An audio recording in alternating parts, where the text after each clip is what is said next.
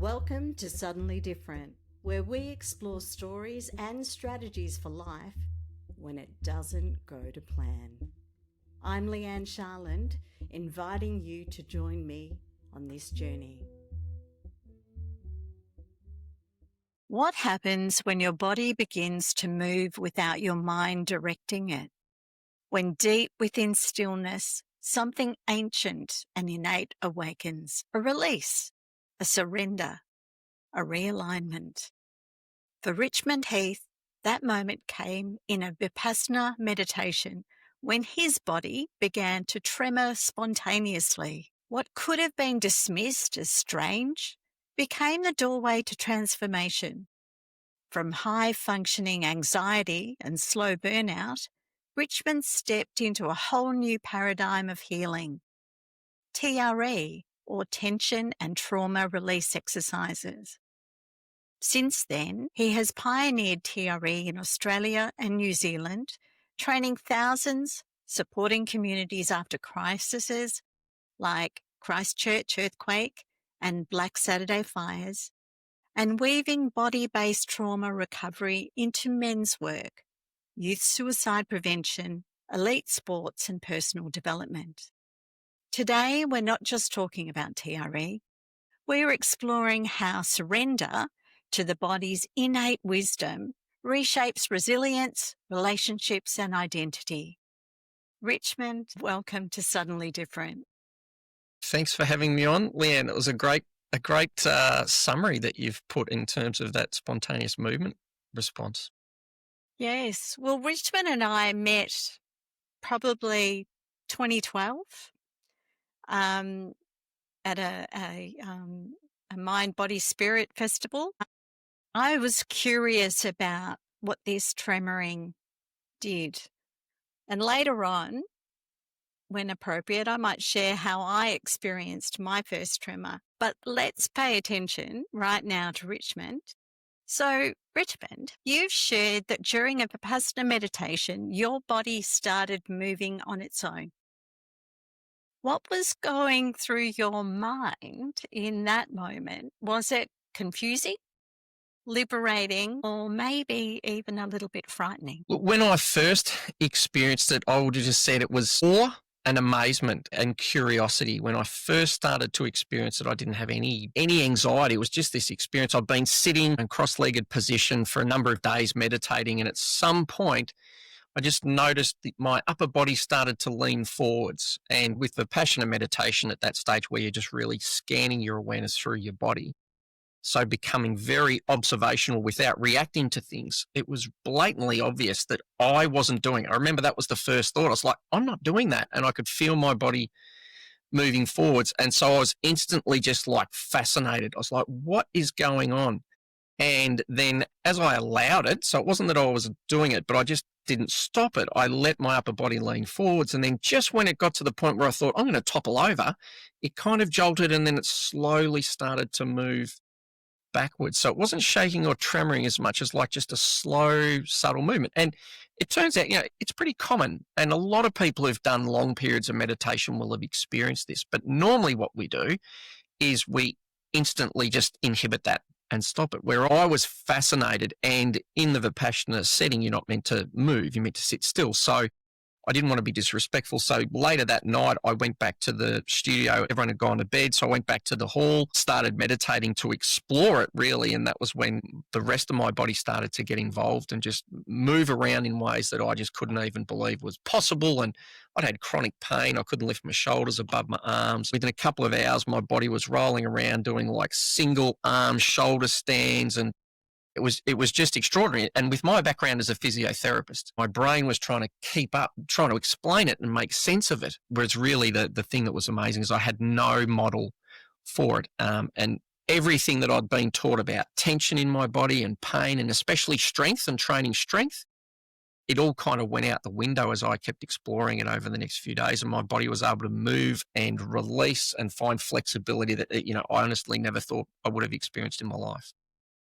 Once you went through that experience and you left the retreat, so you went home into natural everyday life, did you continue to pursue both physically and intellectually, what was going on? Did you Google something? Or how did you find out if and where there was any scientific or anecdotal evidence of this occurring? Yeah, look, that really came and sort of having a model and understanding didn't come for, it might have been 6 or 7 years when I got introduced to TRE that we can talk about a bit later. But when I left, really all that was happening was I was going, I'm not making this happening. I'm not making this happen. I'm just observing the movement. And it felt amazing. It felt ecstatic. I could feel my body progressively getting more supple, more strong, more embodied, and it was just hugely pleasurable. In that, I just kept exploring it and just effectively kept observing it and letting it happen. But I remember going back to my brother and sister-in-law's place, and they were hugely worried because, I'm sort of going, oh, look, my body's moving, it's spontaneous. And they're going, oh, you've just completely lost the plot. And certainly in my culture, there was absolutely no model or framework for what I was experiencing. And in a way, that was really challenging to me because I had to keep finding within myself, all my family and friends are going, oh, you've gone crazy, you've gone completely manic. And there's certainly elements of being in a hugely altered state. But I also had this peace inside myself, which was like, this is okay. I'm okay. I'm going to keep going on this journey and letting it happen. I often describe it, Leigh-Anne, as being like, I was flying in the clouds, but I just had my toenail on the ground and no one else could see it. They're like, you've just completely lost the plot. You've gone completely crazy. But there was this little part of me inside, which like, if I need to at any point, I can sort of pull out of this and stop the movements. It was just such an extraordinary journey. And it was really difficult because there was no framework. And so I had to step into my own sense of self and autonomy and trust myself, even when all those people who often respected, and there were a few, I have to say, there were a few close friends who were like, no, this is really amazing. And it was okay. In general, my family and community were like, okay, you've just got a mental health issue. This is way outside anything. And, you need to go and see a psychiatrist and get medication or shut it down. Interesting. Isn't that interesting that we blame society?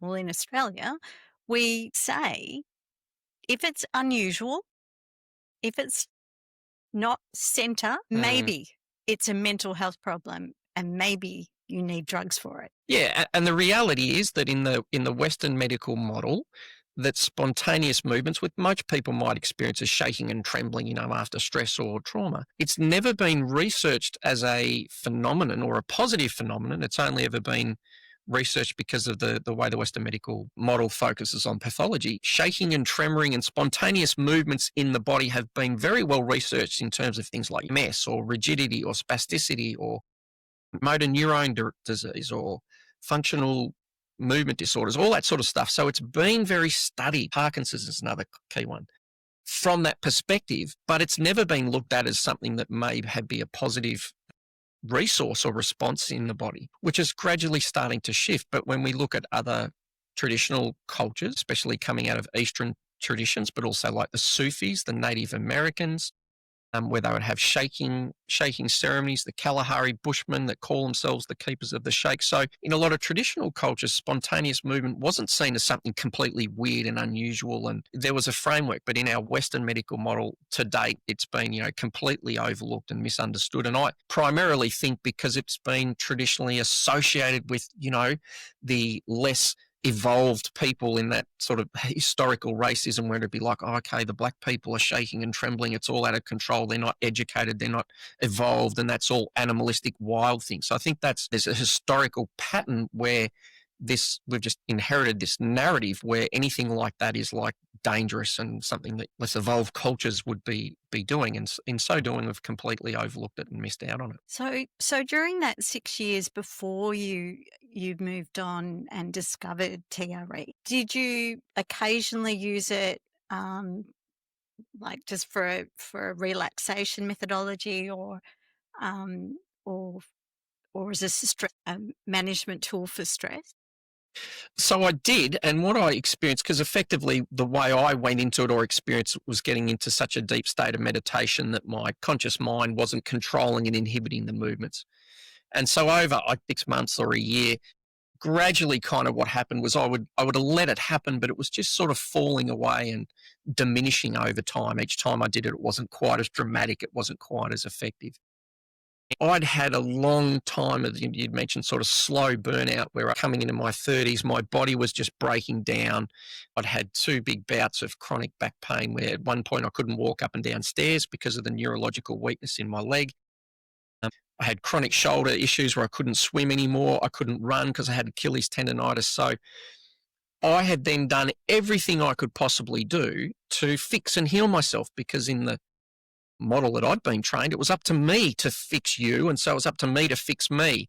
And this was the thing that was suddenly different for me in my life, was that I discovered in that moment that when I got out of the way, my body was able to heal and unwind me and reorganize me in a way infinitely beyond anything that I could ever consciously understand or know or create. Now, it's not to discount the value of all the different knowledge and the skills that we all have and the treatments and the therapies. But for me, this was this great liberation where all of a sudden I had this sense of like, it's not all up to me. It's not up to me to have to make everything happen. There was this process of being able to surrender and relax and go, wow, there's something other inside me, which is infinitely more wise and capable than Richmond, my conscious little human ego could be. And it's interesting, and listening to other episodes on the podcast, a lot of the times what's suddenly different is we have a sort of major trauma or a major change or something that happens. The thing for me was like this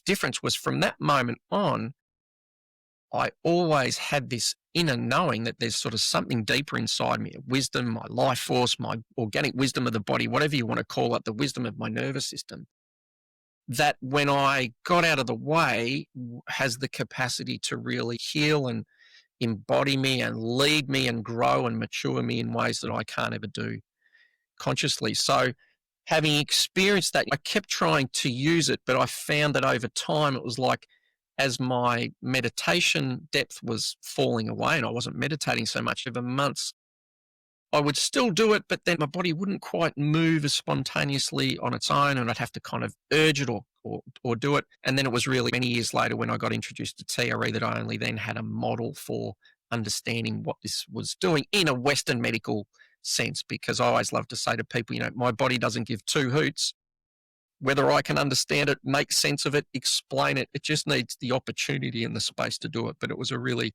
profound process then learning how this sort of fitted in a trauma release model. That is a really great way of explaining the difference. I know, having experienced TRE for over 12 years, that natural tremoring of the body when you are not frightened of it is the most glorious thing. When did you discover TRE? How did you come across that?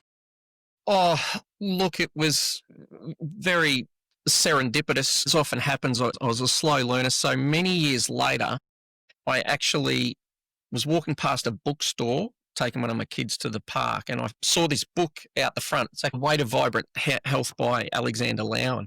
Saw a picture, had this old man in his basically Speedos, his little swimmers, with his partner, his old lady in leotard, balancing on his feet. And I remember just seeing it and thinking, gee, that's really funny. That makes me think about myself and my partner at the time. And so I just grabbed it. I knew nothing about it. And then I went home, I started reading this book. And then one of the exercises in the book was talking about this shaking and this vibration was, lying on your back with your knees open. So I remember doing it in the middle of the night. One night I was quite awake, and so I was reading this book. So I did this thing and I had these little vibrations in my legs. And I remember at that time thinking, this is really, really good for me. I have to keep doing this. I could just feel instantly that it was sort of calming me in some way. So of course I did it the next night, and then I didn't do it again. So I sort of, just moved on. And then it was a couple of months later, another friend gave me a DVD, which was one of David Berceli's original TRE DVDs. Now, completely unknown that this was related to anything from the Vipassana experience or from this sort of other vibration.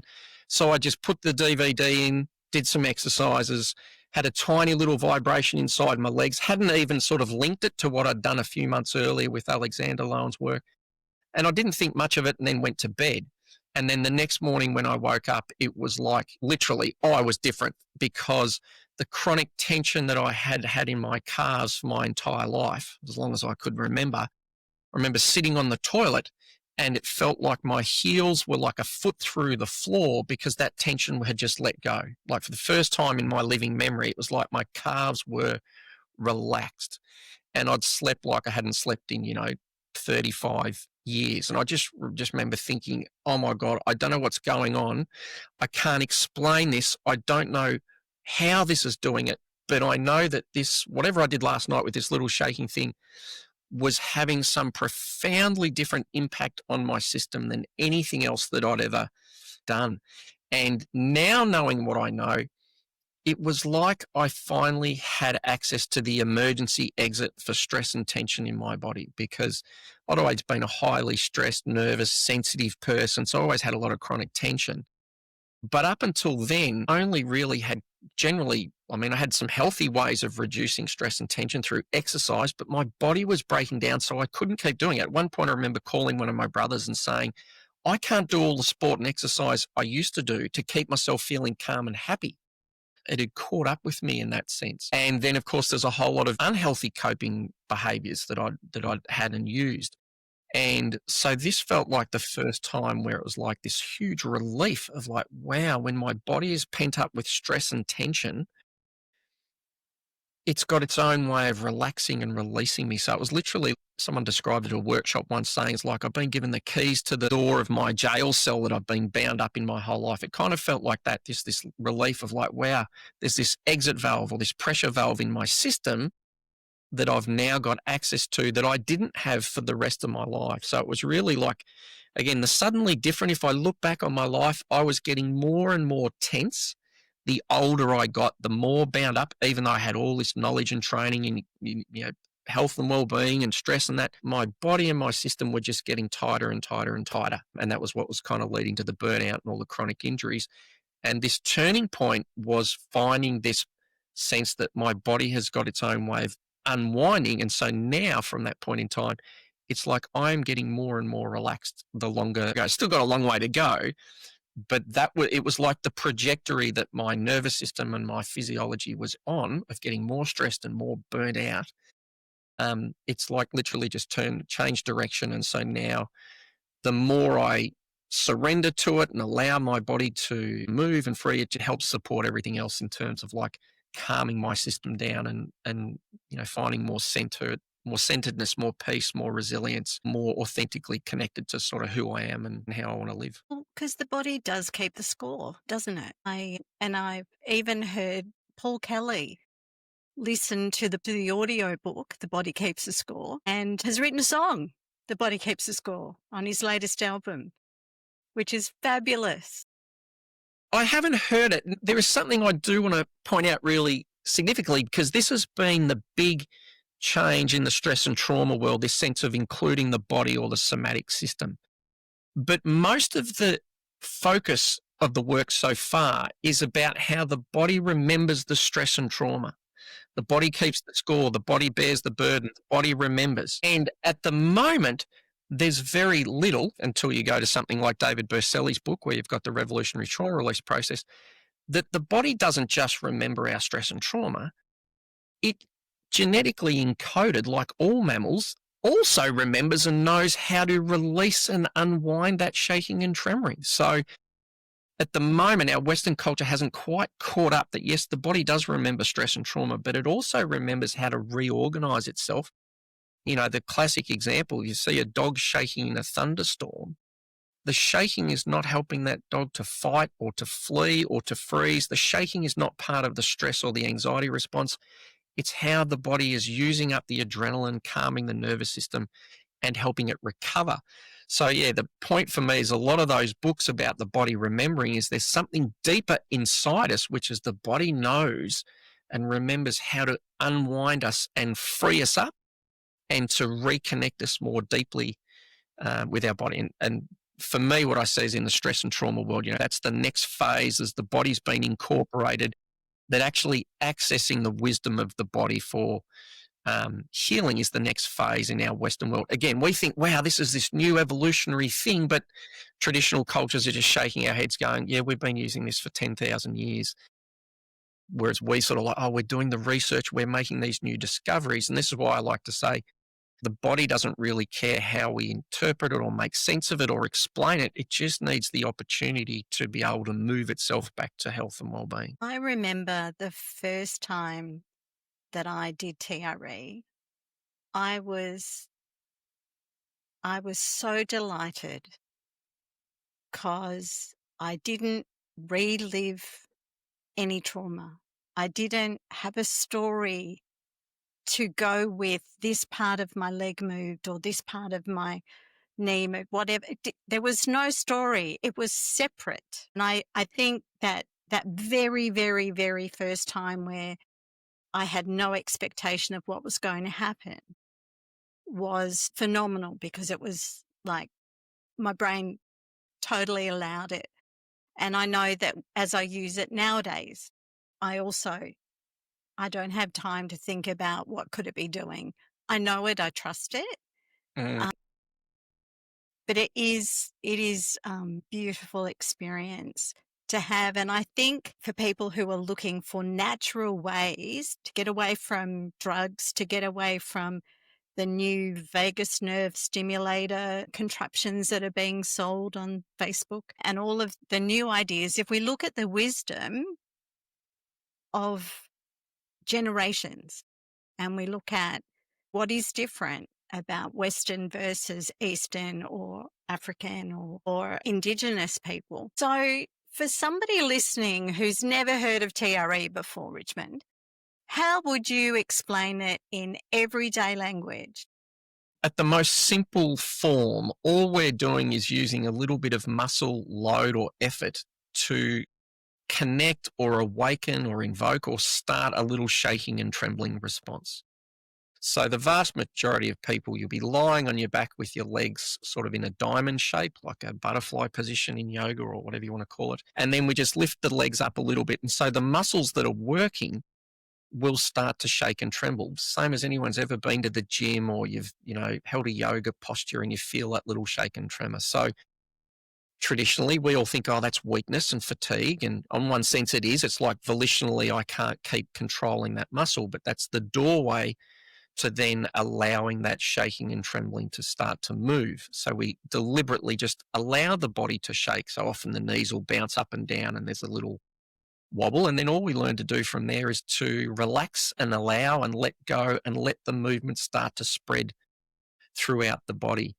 And one of the key elements around TRE is that we also help people learn through experience that you can actually control the movements of the body. So as soon as you start to feel a involuntary shake or tremor, you slide your legs out and you're like, wow, I can stop that. I can take control and I can let go of control.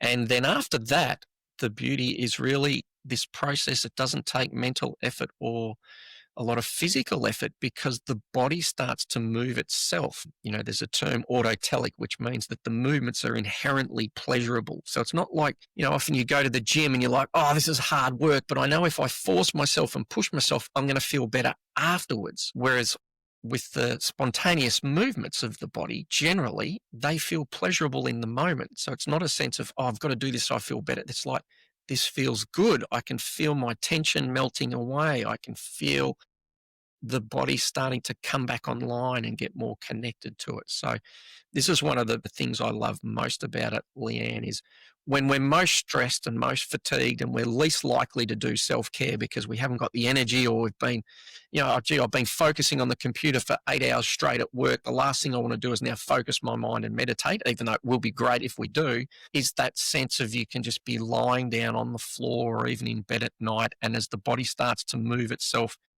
all we're doing is letting that happen and just letting the body lead the entire process. Whereas most of our life, we're trying to consciously direct everything and make things happen. This is kind of the exact opposite of the end of the spectrum. It's just about letting go. And most of us in the Western world, that's a major missing blind spot where we've got so much focus on making things happen and doing and creating things and focus, and that all wonderful, not wrong or bad, but most of us have lost the ability to really switch off and let go and surrender and sleep, sleep like we slept when we're baby and have just all that tension melt away for the natural sort of regeneration process to happen in the body overnight. And I know that there's a great book on burnout, which actually talks about for us to close the stress cycles. So I know that being able to relax and allow the body to tremor how it needs to tremor is a great way of closing that stress circle or cycle so that you can be refreshed for the next day.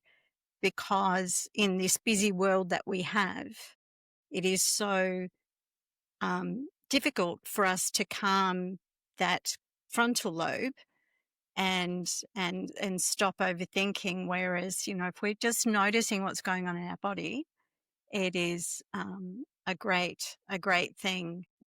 When you talk about physiological maturity, what does that actually look like in a day-to-day life? How does it change the way you deal with stress or challenges? So, yeah, I really like the term physiological maturity, meaning that the nervous system, or in this case, my nervous system, is more mature, which means it has more groundedness, more calmness, more resilience. Again, the reason why I like this term is because when we think about maturity, we normally think about the way we think or what we're doing, whereas my experience in my life was this sense that the way I was living and acting and choices I was making were in some way being limited by the state of my nervous system, that it was so stressed and so chronically overwhelmed. And so in that state, it's very hard to learn or develop good habits and that sort of thing. So even as young children, when we're born, the vagus nerve, calming part of the parasympathetic nervous system that calms us down, when we're born, it's not myelinated, which means it doesn't have its kind of insulation sheath around it that makes it become the first point of call for keeping calm. And so we tend to then have other systems, the sympathetic nervous system or the older sort of parts of the nervous system, which frees us down. So when we're chronically living in fight or flight and our neuromuscular system is chronically tense, then of course we have hyperreactivity, we overwhelm easily, we don't have a lot of resilience, we don't have a lot of freedom of choice. And so for me, what I recognized when I started teaching TRE to people would be all I could at the time, and I didn't really have better language, but I'd meet someone, they'd walk through the door, I'd teach them TRE, they'd go home, they'd do a few sessions, they'd come back a couple of weeks later, and the only word I could describe was that they felt heavier to me. I didn't have the language at that. It's just like they walk through the door, I'm like, you're different. And now knowing what I know about the way with stress and tension, generally, the muscles tighten up, we tend to lift up in the body, we pull up in the pelvic floor, the shoulders come up. So what I was noticing was this sense that their nervous system was more calm. And then as people keep using this process over time, there's a very clear progression where we start to become much more embodied, much more connected to our body, and much more vital and alive. So literally each time the body starts to move itself, it will just pick up the next piece of unconscious tension and bracing and unresolved sort of stress and tension and trauma in the body and start to unwind it. So what I started to notice in myself most of all, but then also working with countless other people, was this sense of there was a progression, that as people kept using this process, they seemed to be getting more grounded, more centered, more solid within themselves. Now, it didn't always mean that we were more calm, because sometimes what was happening was people who had previously been people-pleasing and completely dissociated and disconnected from themselves, all of a sudden they might have a reaction in a state where previously they would have all just, been all people-pleasing and ignored themselves. So this was part of the beauty about TRE and having a polyvagal sort of trauma-informed model of the way the body comes out of stress and trauma, coming out of these frozen, disconnected states of tension in the body, often through reawakening by becoming more reactive. So having a model to make sense of that until gradually going, wow, I was in that exact same situation, and this time my reaction was less and I was more calm. Not because of something that I was thinking. This is a key thing. And someone recently spoke to me and they said, my whole life I'd go to the airport, I would be stressed, I'd be freaking out, I'd be trying to calm myself down, I'd be doing all these things. And then they sent me a message and they said, now I've noticed that each time I go to the airport, I am just naturally more calm and relaxed. Not because they're doing something in the moment, but because their nervous system is more calm and relaxed at its baseline level. And so I use this term, we could call it physiological calmness, but I like the term physiological maturity because as we get more calm and grounded, we then naturally start to develop our capacities to behave and choose and act in more mature, mutually beneficial ways. So that's kind of where I get to this term of going, by using this, it's like our nervous system is getting more healthy and more functional. And I remember when David Berceli first came out to Australia, saying something to him like, David, I know that I'm 33 years old or whatever, but I think my nervous system, I'm about 13 or 14. Like I feel like the level of maturity in my system is there. Now, and this is the reality with any form of developmental trauma, is our development in our psyche and our maturity and our emotional well-being and our physiological responses, it kind of stops and gets stunted and it doesn't keep developing. And so it was like, as my nervous system was starting to reorganize, and as we see this in people, it's almost like we go, okay, right, now my nervous system is a bit more mature, a bit more integrated, it's got a bit more capacity. Wow, now I can behave like an 18-year-old in that situation, and then gradually a 25-year-old. And so that's where I get really excited about the process. It's not just, oh, I lay down and my back pain went away or my headache disappeared, which can be amazing. But for me is this sense that each time we let the body start to move itself and reorganize itself, literally we become suddenly different. And I've been thinking about this because that sense of suddenly different is generally, it's about something's happening to me that's caused me to be different that I haven't created or done. So it's not like saying I went to the gym for a year and now I'm suddenly different. You go, no, I've been working on that. But this experience that my body is doing something outside my conscious awareness. And each time after I've let that happen, when I get up off the floor, I am different. And the more we use it, it becomes this progressive forward feedback loop. And that's what gets me really excited, is when people learn areas, not like, has it fixed all your problems? Are you perfect? But it's going, which way is your body leading you? And if it's leading you towards more centeredness, more groundedness, more authenticity, more aliveness, it's like, great, just let that keep happening. And that's where we start to get on this journey. It's like being, in the flow of the river. And it's not a magic bullet. Doesn't mean we're all enlightened and everything's perfect. We're still going to grow up. We're still going to go through that process. But it's certainly one of the most profound benefits that I see of this process, is really starting to learn and the maturity of being able to move beyond living in our ego, and the sense that I am the center of the world, that I create everything, that I manifest everything, that everything's happening for me. We start to get connected into a much bigger thing. There's something inside me which is moving. There's life around me. And so that's where I feel there's a huge benefit of like loosening the ego, starting to have more maturity, more sense of acceptance and capacity to surrender and embrace and engage with whatever life brings to us, rather than being stuck in, if I get what I want, if I've got the health I want, the money I want, the partner I want, if I've only got all that, that's how we create happiness, which is kind of what we've been trained in Western society, is to grow into a space of a lot more wisdom, where there's more capacity to let go and allow life to happen, and to move through, the great happy moments, but also to move fully and grieve and cry fully in all the loss, and open up to the full human experience. That's a very long answer, but hopefully that gives Fabulous. some understanding. Yeah, that's why I like the term physiological maturity, because this is something different. It's about stability and capacity in the nervous system that's got nothing to do with our conscious mind. So that's why I like to separate it from sort of this psychological maturity. And there is a benefit also for the conscious mind, right? Because when we're out of that fight and flight and we are grounded and we are embodied, there is nothing in the way of those neural pathways for brilliance to occur, right? For those spontaneous ideas, because we're, not going through this muffled stress, over electrified body, because there is, there's flashes of lightning going on everywhere because we're so stressed. Mm, And knowing when my body shut down in 2022, I was experiencing lightning thunderstorm headaches. I was constantly, it was like there were flashes of lightning all the time in my head. Mm. And now that my nervous system has returned to a homeostasis through so many different things, but I know that that allows a space for great thought and great decision making, because when we're so stressed, it is difficult for us to make great decisions.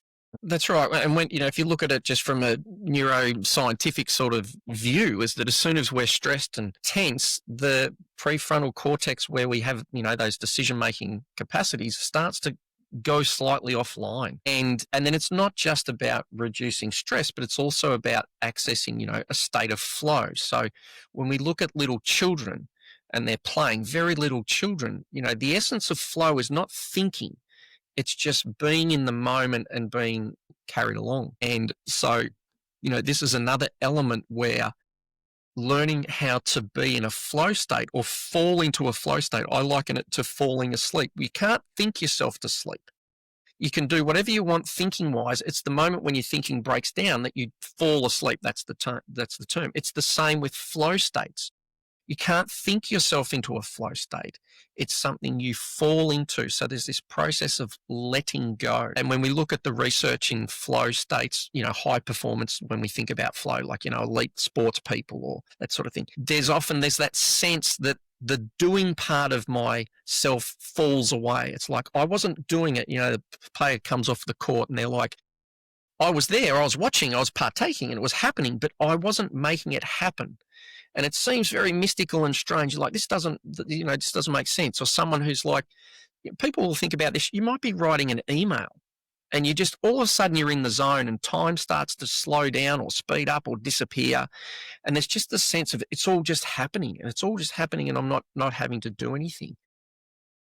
The sad thing, I think, for me, Leigh-Anne, is that in our Western culture, that is such a foreign, altered peak experience rather than a natural way of living and inhabiting our organism, largely, I think, because we're trained out of the body from a young age to go into the intellect at school and to focus on thinking. And again, nothing wrong with that. But most of us have lost that ability to really let go and just fall into that state of flow where we're just being carried along in the moment. And, Eastern traditions, if you look at Zen Buddhism, it's all about that sense of, I'm not the one shooting the arrow is shooting me. Like, it doesn't make, you sort of think, what's going on? It doesn't make sense. But it's about this capacity to let go and allow the organism, for want of a better word, or something, a nervous system, the body, whatever you want to call it, to lead us and to engage in the moment rather than us only coming at it from a very intellectual, thought-based perspective. And for me, this is another one of the most magic things. And this was basically what happened when I was meditating at the Vipassana place. All we were doing was constantly observing and practicing observing and not reacting. So that all of a sudden I got to a state where my mind was observing, but it wasn't making choices or making decisions or trying to create things or directing things. It just started to experience. And in that moment, it was like, my God, my body's moving.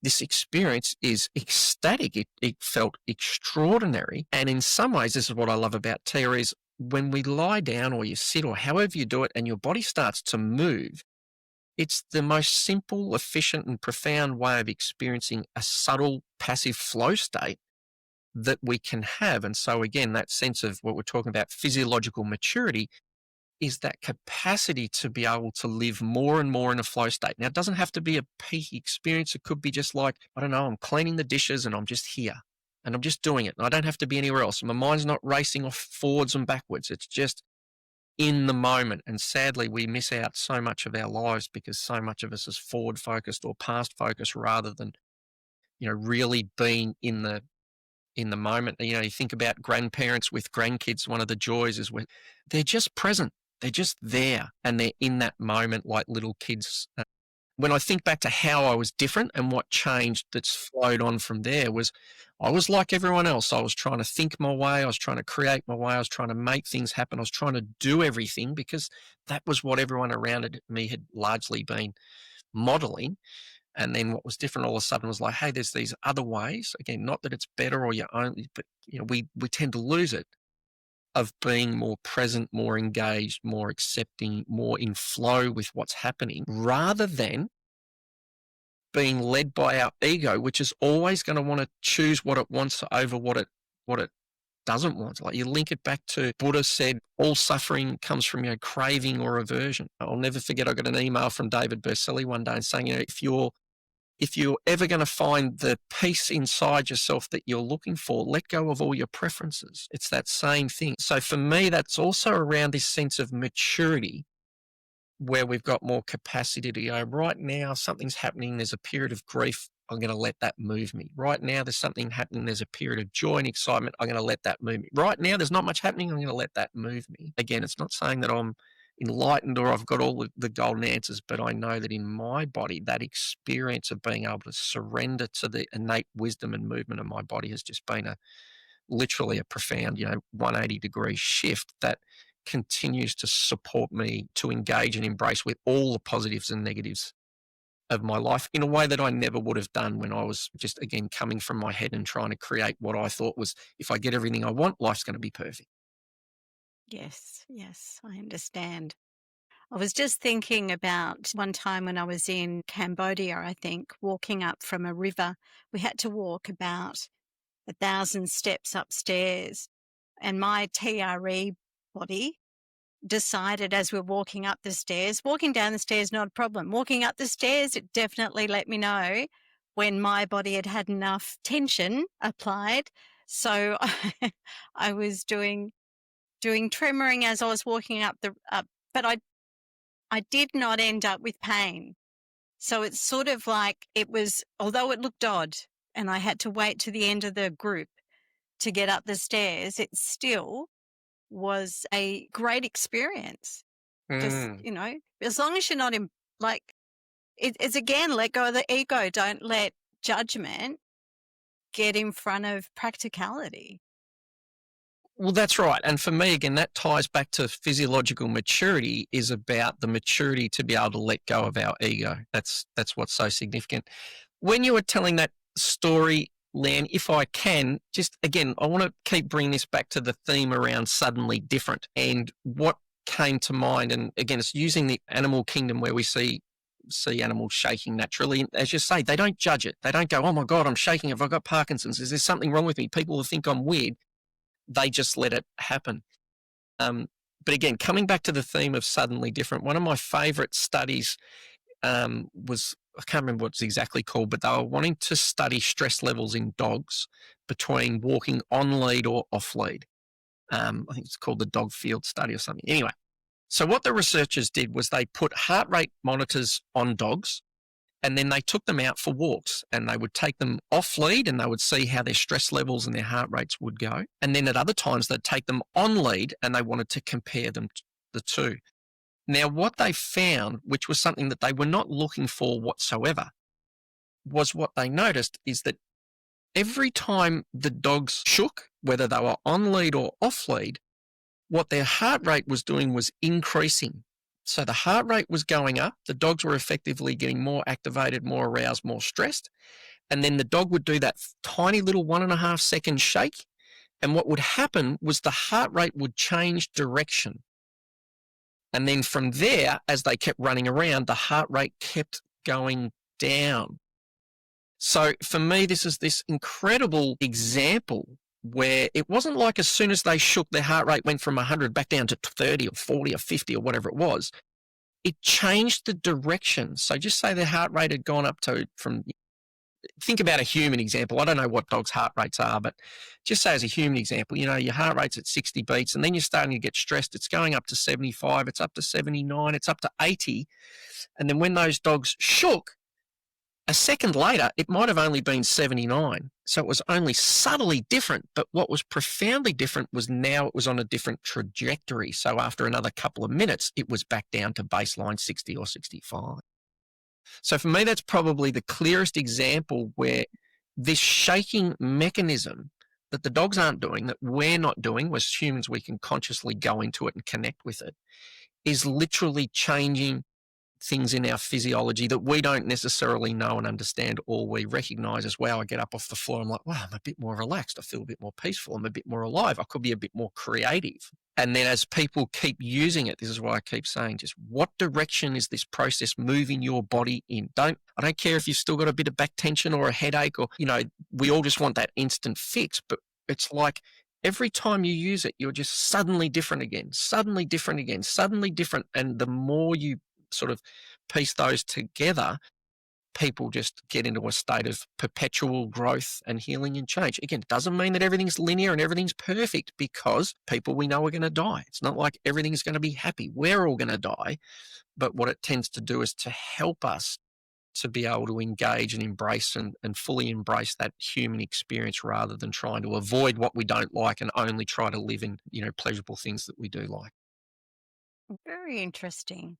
You've just made me think of my next lab test that I'm going to do on my postural orthostatic tachycardia syndrome with TRE. But anyway, all right, let us move on. So I know that you've done lots of work with the people who've suffered through the bushfires and gone to New Zealand with the people who went through the earthquakes.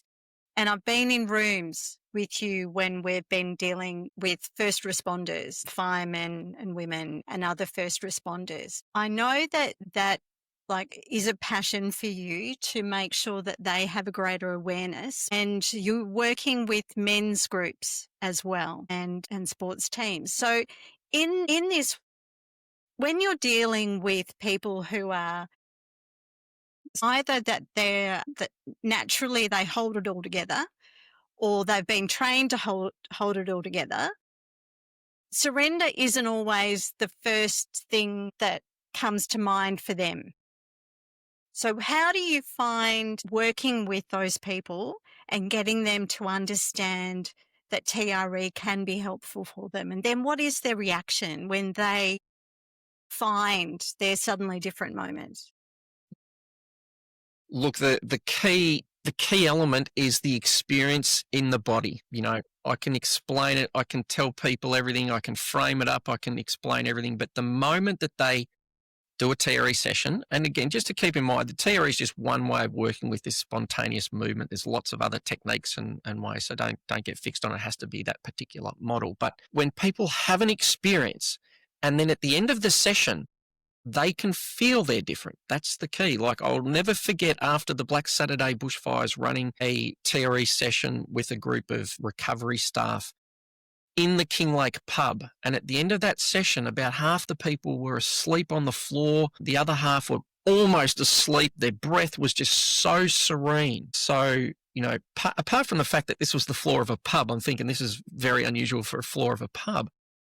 But the sense that in amongst the most tumultuous kind of stressful recovery period, for this split second, for these 20 minutes or whatever, these bodies were like so peaceful and serene. When people have that experience, and that's what happened to me when I first did it, I got up the next morning, I'm like, oh my God, I am different.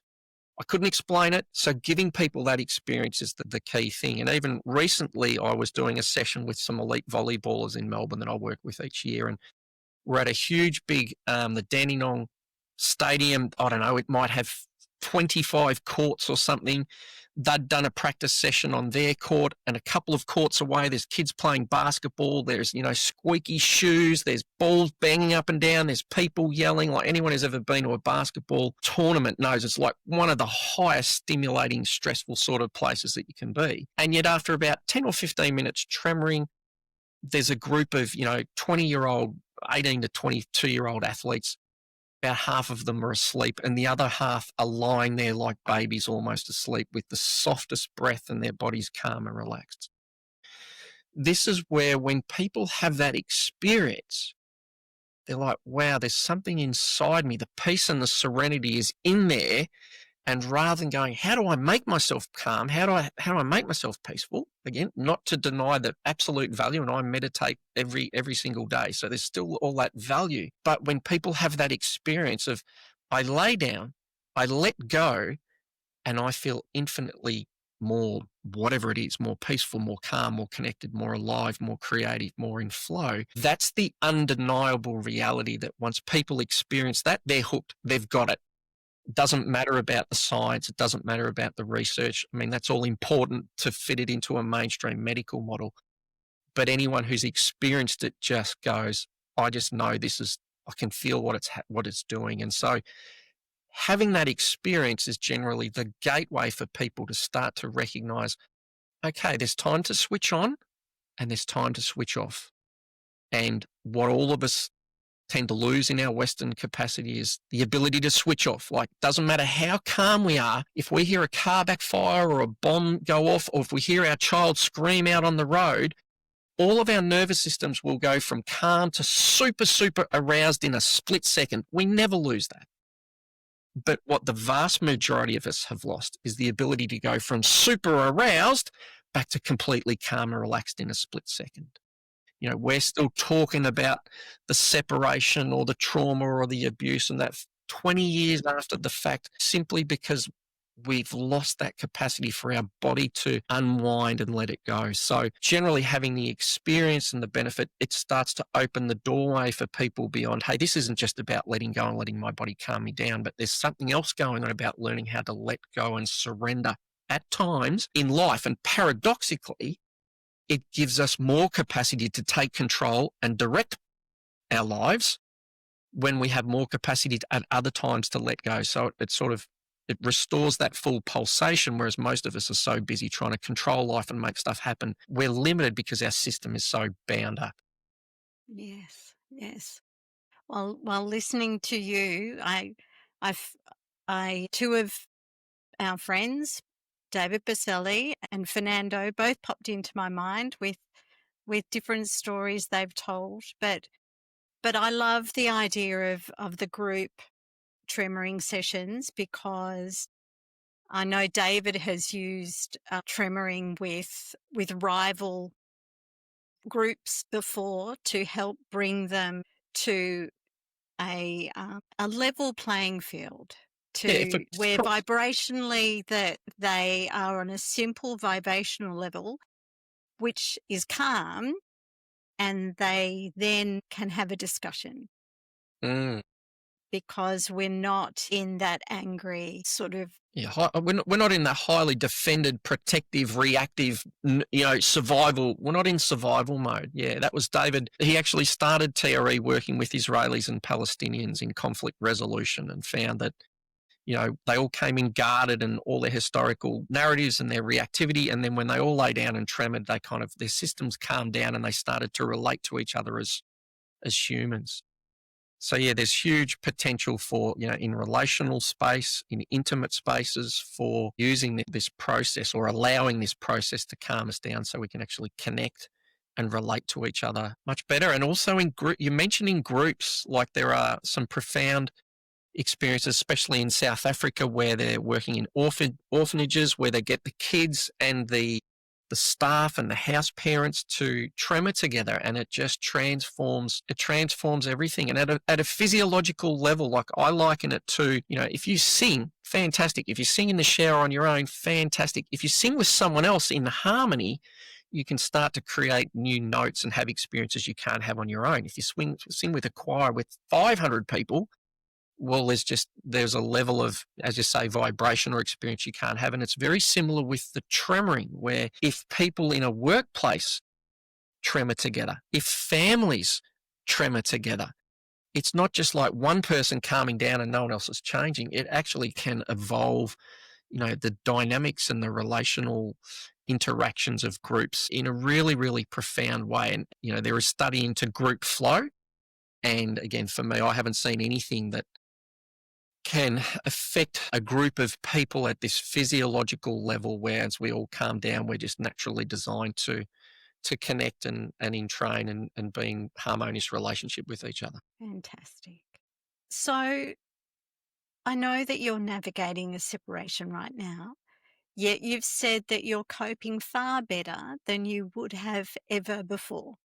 What's different in how you're moving through this season of your life? Yeah, so it literally just primarily is around the foundational sort of, let's call it physiological maturity or calmness in my nervous system. So, I've been using TRE and lots of other stuff for many, many years. One thing I've been doing is, meditating a lot more than I had been, which has been really significant. But just there's my nervous system's capacity to come back to the present moment and to be grounded and come back to here and now and not get caught into the fear of the future and the resent or the regret of the past. That's been really significant. Yeah, for most of my life I would have thought, I wouldn't cope at all.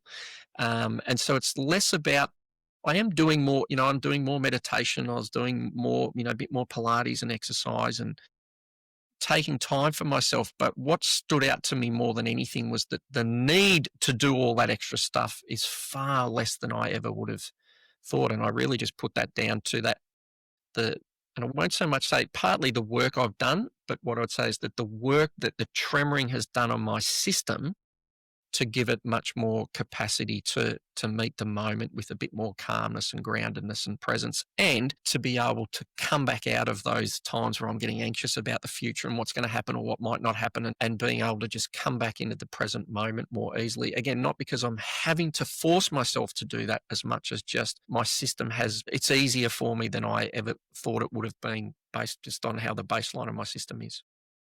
And we know that in relationships, if there's calmness in somebody within the discussion, then we more go to that strength, to that calmness when we're conscious than we do go to the inflammation and the arguments. So, and I know that it really does make a great deal of difference in relationships and in workplaces. I've definitely snuck off and sat on a wall for 5 minutes at times just to bring myself back for my team, Mm.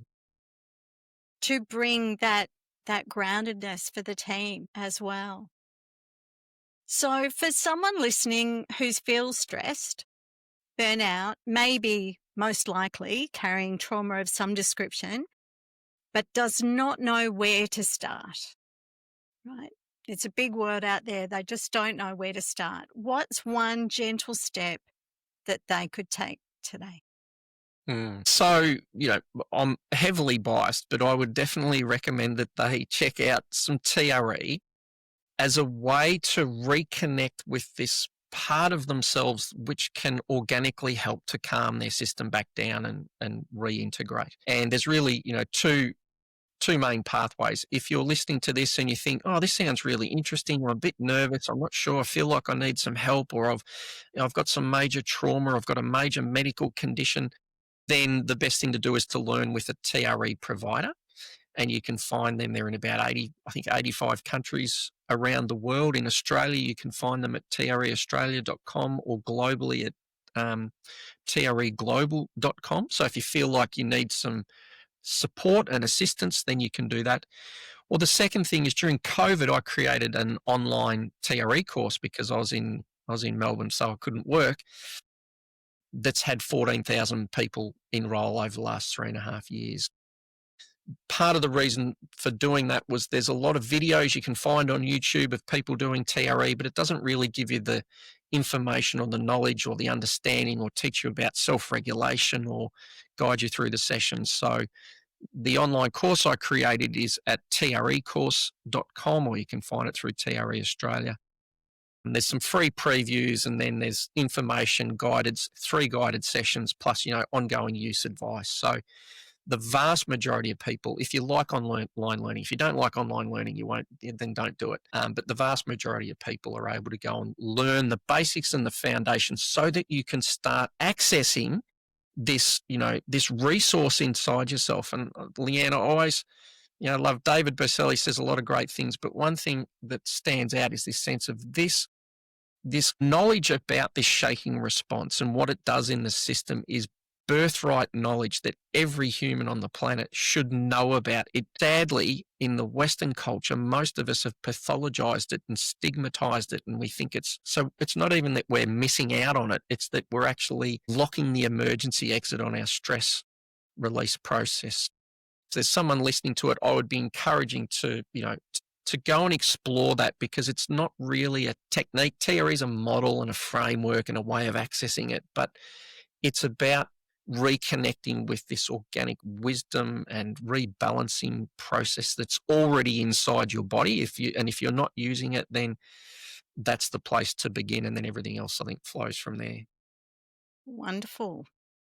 So Richmond's story reminds us that sometimes the body speaks before the mind is ready to listen. That surrender isn't weakness, but a doorway into resilience, presence, and deeper connection. From personal healing to shaping community recovery and men's work, Richmond is proof that transformation doesn't always arrive in a dramatic collapse. Sometimes it begins in a quiet tremor that changes everything. And if you think back to where Richmond once imagined his life was heading, slowly narrowing, closing down under the weight of burnout, the contrast couldn't be clearer. By recognizing his body's natural shaking, not as danger, but as wisdom, he didn't just change direction, he opened into a life far larger, freer, and more aligned than he thought possible. To learn more about Richmond's work, visit treaustralia.com or menergy.org.au. Because the truth is, we all carry stress and trauma in our bodies, but when we learn to listen and let go, life itself becomes suddenly different. Thank you, Richmond. Thanks, Leigh-Anne. This has been Suddenly Different. I'm Leigh-Anne Charland, and I'm so grateful you shared your time with me. If you felt a spark, a tear, or a moment of recognition, I hope you'll pass that gift along by sharing this show. Take a deep breath, trust your path, and I'll meet you back here soon.